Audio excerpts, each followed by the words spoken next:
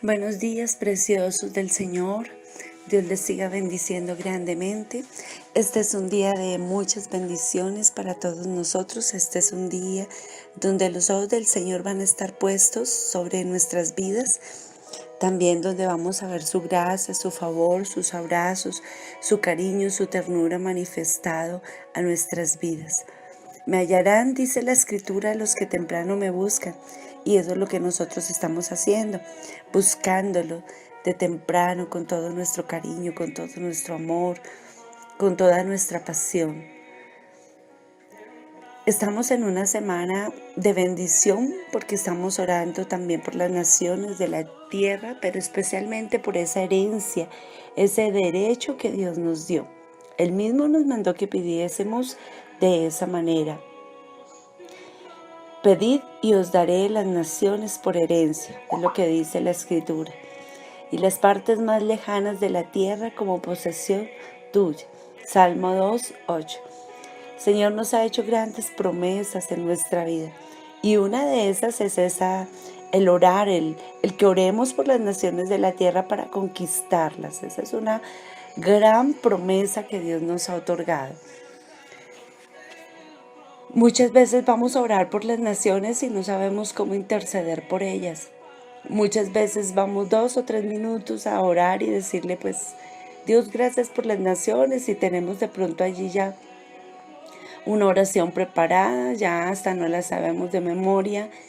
Y en ocasiones sí permitimos que el Espíritu Santo nos guíe, pero muchas veces no sabemos cómo hacer para orar profundamente por las naciones. Ahora, es muy importante que cuando nosotros nos proponemos a orar por algo, estudiemos un poco las necesidades, los pro, los contra, y que nosotros también tengamos un poco de estudio con respecto a esa nación, en este caso, a esa circunstancia, pero es que si nosotros no sabemos, es un poco más difícil la oración, si no conocemos algo, si no conocemos las necesidades verdaderas. A veces sucede que en las iglesias, a mí me ha pasado, le dicen a uno, ¿puede orar por favor por mi esposo? Entonces, claro, dime cuál es la necesidad. No, pues la que usted siente en el corazón, lo que Dios le diga. Ok, nosotros nos movemos bajo el don de ciencia, de revelación. Claro que sí. El Señor nos ministra, el Señor ha desatado sobre nosotros dones de discernimiento y lo podemos hacer. Pero es que si yo llevo al altar una petición, debo ser clara también en lo que debo pedir. La misma Escritura dice, pedid y se os dará. Entonces, pedid. Cuando nosotros vamos con una petición, es como cuando tú vas al restaurante, cuando tú vas a un lugar a cenar y entonces tú vas a pedir algo, pero cuando te pasan la carta, entonces tú dejas como en las manos de la persona que te está atendiendo la opción de lo que te va a servir o que te va a dar de bebida. No, así no funciona. Tú tienes que tener claro tu pedido. Entonces te ponen una carta para que tú elijas allí, y tú entonces eliges, primero piensas lo que vas a cenar, lo que vas a pedir de bebida, y luego entonces el mesero, la persona que te está atendiendo, recibe la orden de lo que tú quieres. Así es como funciona, ¿cierto? Así funciona también en el reino de Dios. Cuando nosotros nos acercamos al Señor, venimos con una lista de peticiones y normalmente ya debemos saber qué es lo que le vamos a pedir al Señor, por lo menos tener una dirección en nuestra oración. Ahora, es importante que le demos permiso al Espíritu Santo en medio de la oración para guiarnos a pedir, porque Él sí que conoce las necesidades, en este caso de un país o de las naciones de la tierra. ¿Quién mejor que el Espíritu Santo para guiarnos, para direccionarnos en lo que debemos pedir? Pero eso no puede ser confundido con ser irresponsables o ser laxos y venir solamente a presentarnos al Señor porque sí. La pastora Pilar recomendaba hablar o orar por el conflicto político de las naciones, y Y es importante conocerlo porque de lo contrario, ¿cómo vamos a orar por algo que ni siquiera sabemos que existe o qué es lo que está pasando? Entonces, es muy importante. Si vamos a orar como en el día de hoy, siento en mi corazón y espero sea de parte de Dios orar por Ucrania, orar por Rusia, orar por algunos países que están en conflicto y tratar de hacer un balance en qué es lo que necesitan, qué es lo que deberíamos orar. Yo pienso que se hace necesario. Y le dejamos al Espíritu Santo que Él sea el que tome la dirección total de nuestra oración y que produzca en nuestra boca el querer como el hacer conforme a su perfecta voluntad. Finalmente es el gobierno de Dios lo que vamos a establecer a través de la oración, pero con responsabilidad. ¿Cómo vamos a orar por un país? No se trata de tomar 2 o 3 minutos solamente para orar por ese país. No se trata de tener un tiempo X, no, tampoco tiene que ser así. Pero sí quiere dejarte eso, que cuando nosotros pensemos en un país, ese pensamiento golpee fuertemente nuestro corazón.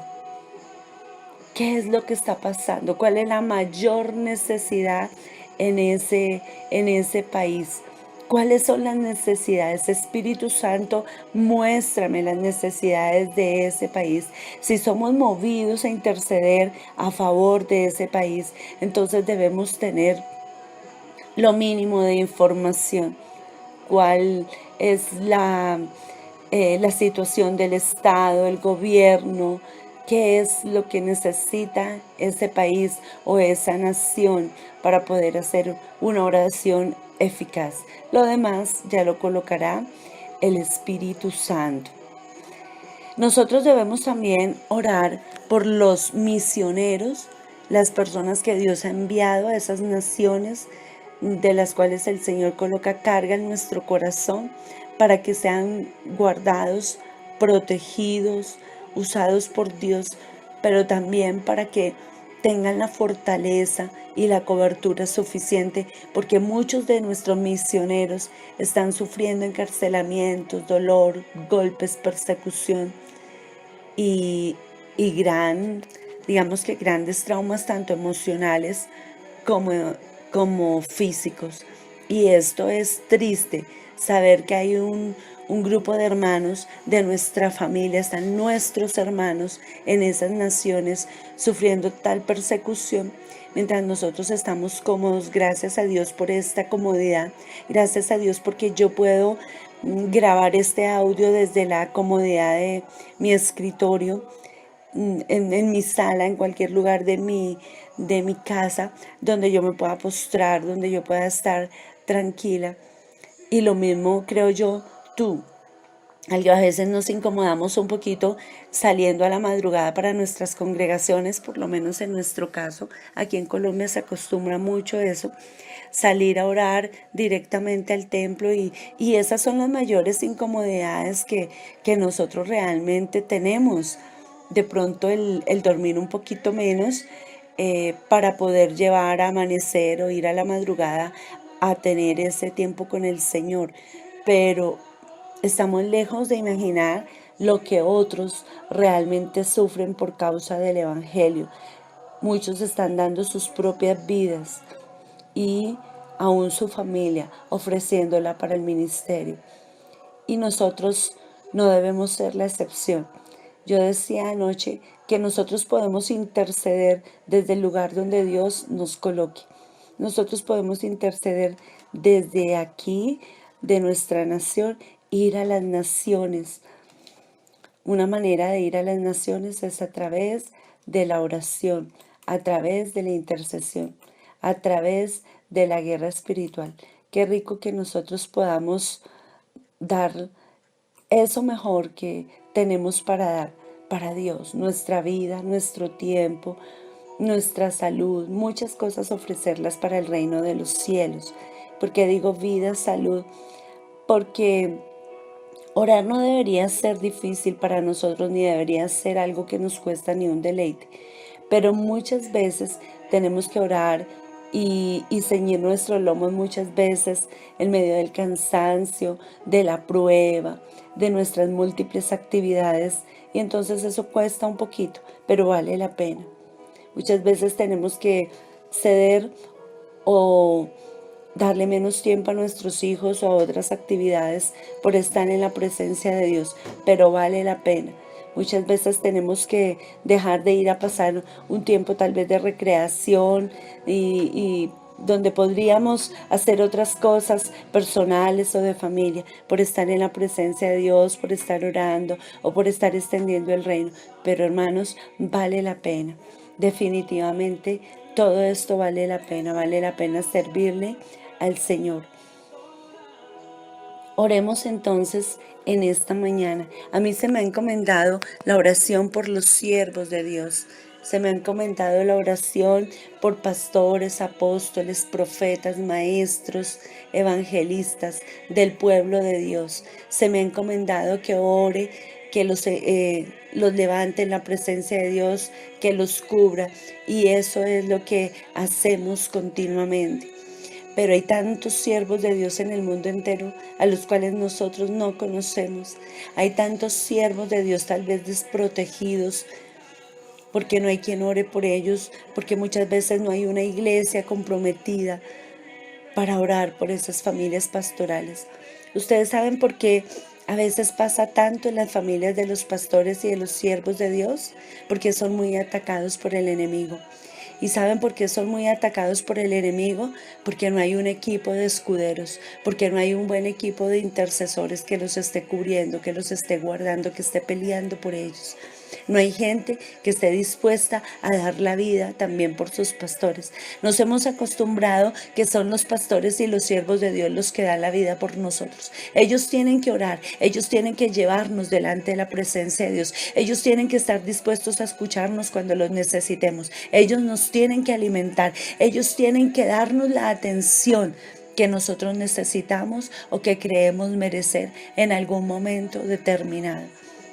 Es por eso también que hay personas que se hieren con sus pastores y con sus líderes, porque en algún momento no fueron visitados, porque tal vez murió un familiar y porque nadie fue a consolarlos, no pudieron, no estuvieron ahí presentes. Ahora, yo te pregunto con todo el respeto que tú te mereces, intercesor, amigo, hermano que me escuchas en esta oración. ¿Tú haces eso con tu pastor, con tu pastora? ¿Tú estás pendiente de las necesidades, de sus soledades, de sus tribulaciones, de sus tristezas, de sus angustias? Solamente utilizamos a veces frases de cajón: cuente conmigo, pastor. Ahí voy a estar cuando usted me necesite. ¿Cuántas veces tu pastor te ha necesitado? ¿Cuántas veces?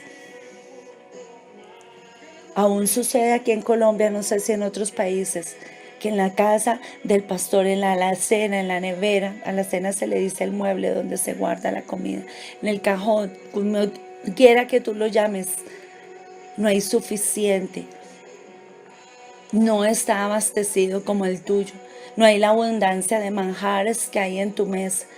Y yo no quiero decir con esto ni deshonrar al Señor, porque Dios jamás permite que alguien se acueste con hambre. La provisión de Dios es vista en todos los hogares del mundo, cuanto más en los siervos de Dios, porque Dios es fiel. Pero muchas veces nosotros desperdiciamos, muchas veces tenemos comidas exquisitas que ni siquiera nos gustaron, las probamos y las dejamos ahí porque no fue agradable ese sabor a nuestro paladar. Bebidas, cosas especiales. Y nosotros no pensamos, ¿será que en la casa de mi líder hay esto? Porque dice la escritura que el que es enseñado en la palabra haga partícipe al que le enseña de todo lo bueno que Dios le ha dado. Ahora, hablemos de la parte emocional. ¿Cuántas veces ha pasado tu pastor o tu pastora llorando toda la noche o quebrantado, humillado delante de la presencia de Dios por un dolor, por su hijo, por su hija, por un dolor físico, por una situación de salud? Y muchas veces preguntamos, aquí en Colombia se usa mucho, ¿cómo estás? Pero nunca esperamos o pocas veces esperamos que la otra persona me conteste, mirándome tal vez a los ojos, ¿cómo está? Para poder discernir, para poder llevar un poquito de su carga, de su dolor. Cuando preguntamos cómo estás, debemos esperar a que esa persona nos conteste cómo está. Y dependiendo lo que nos conteste, así mismo llevar esa carga, llevar esa necesidad, irnos por lo menos inquietos de la situación en la que se encuentra. Qué bueno que sería, que nos interesáramos un poco más por las personas, que dejáramos de esperar tanto y diéramos más, porque hay un gran privilegio en el dar y en el servir a otros. Nuestro Señor Jesucristo fue modelo y ejemplo de dar. Vamos a orar, preciosos hermanos.